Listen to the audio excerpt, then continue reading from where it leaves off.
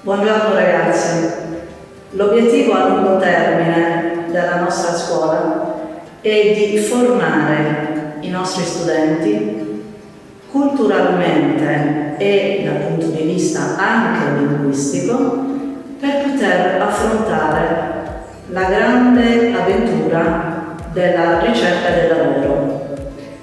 I nostri ragazzi, andando oltre le semplici frasi che iniziano con Je parle français, ich spreche Deutsch, I speak English, hanno un grande traguardo da raggiungere, con grande soddisfazione loro e dei genitori, ripagando quindi i sacrifici dei genitori con grande gioia.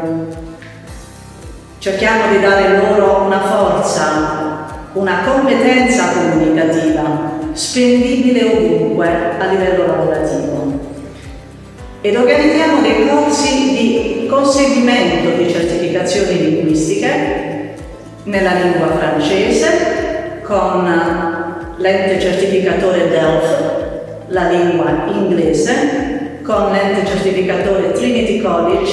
Noi siamo uno dei centri in Italia del Trinity College e con l'ente certificatore Goethe Institute per la lingua tedesca. We try to provide our students with this opportunity to become strong, communicative, competent, and we try to launch them on the international market with this great possibility.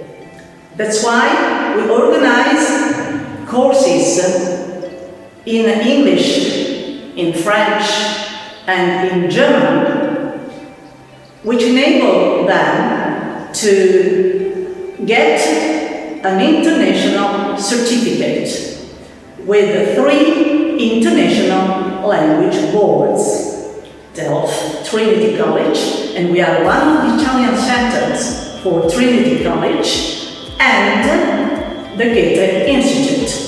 So ragazzi, venite, frequentate la nostra scuola, diventerete dei cittadini italiani ed europei forti, in gamba. Avrete grande soddisfazione nella cura globale della vostra preparazione culturale, linguistica e lavorativa.